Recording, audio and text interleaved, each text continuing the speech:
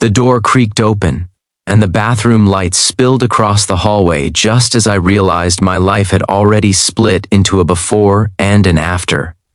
I had gone in there half asleep, thinking only of cold tiles and routine, and instead I found myself standing still, heart pounding, staring at a woman who looked as startled as I felt.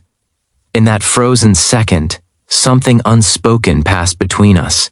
The kind of moment that makes you wonder how one wrong step or one unexpected choice can redirect an entire future. What would you do if your quiet night suddenly placed someone else's desperation in your hands?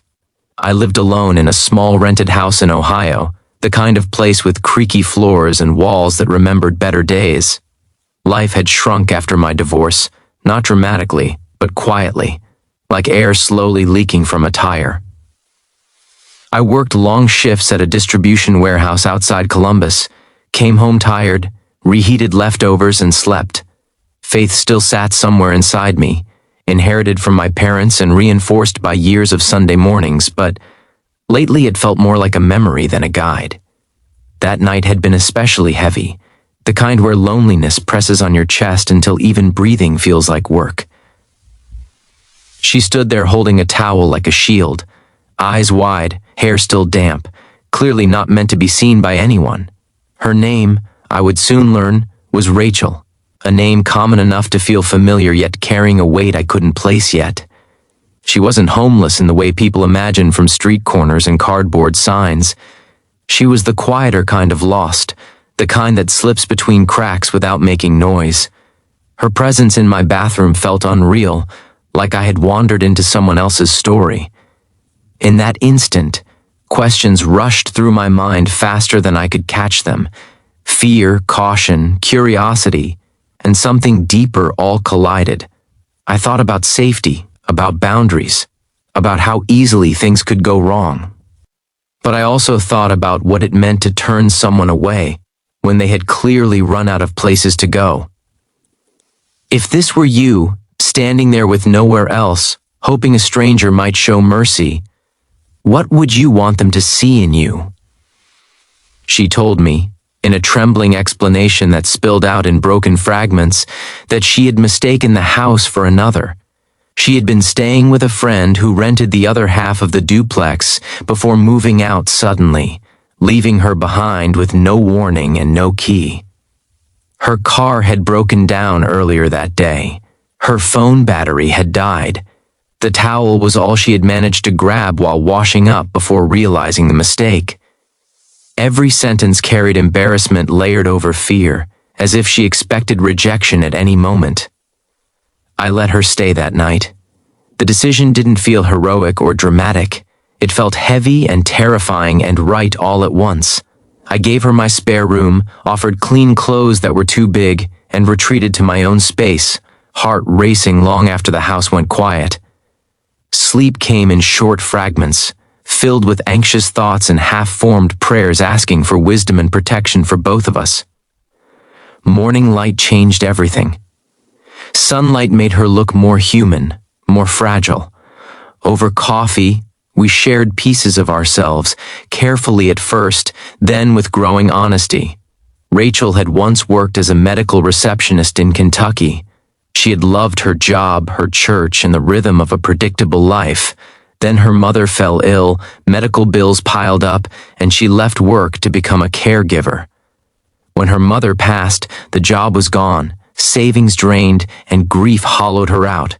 One bad decision followed another, each made while exhausted and afraid, until she found herself drifting from couch to couch, state to state, hoping something would finally stabilize.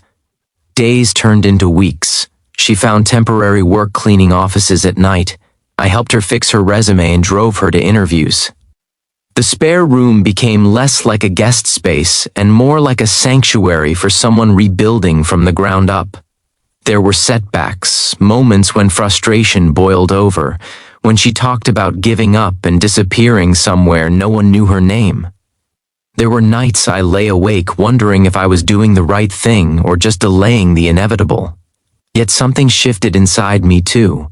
Having someone else's struggle under my roof forced me to look at my own wounds.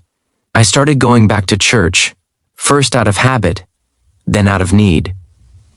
Rachel came with me one Sunday, sitting quietly in the back, eyes closed during the hymns as if listening for something she had lost. Watching her reminded me that faith wasn't about having answers. It was about choosing compassion when certainty wasn't available. Winter arrived, harsh and unrelenting. Rachel's job hours were cut.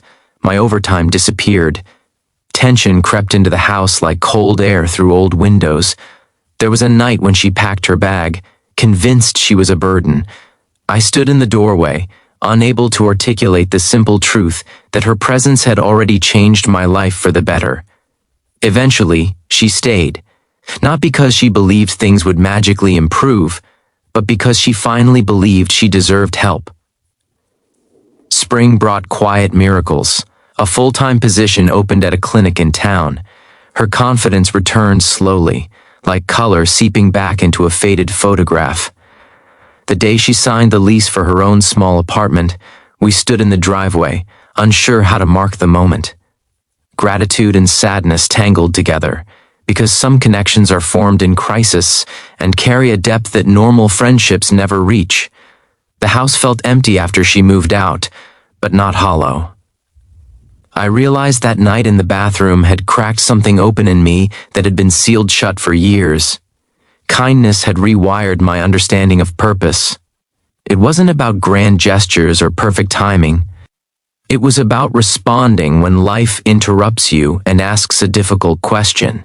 If you have ever wondered whether one small act can matter, whether opening your door can open your heart in ways you never expected, then you understand what that night gave me.